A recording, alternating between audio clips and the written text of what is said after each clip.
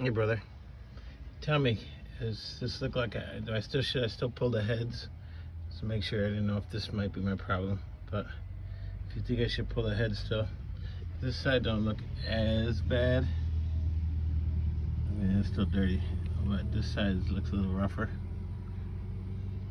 But should I pull the heads anyway still? Get it out, since I'm here, just take that shit down? Or do you think this is the problem? Something you see in here?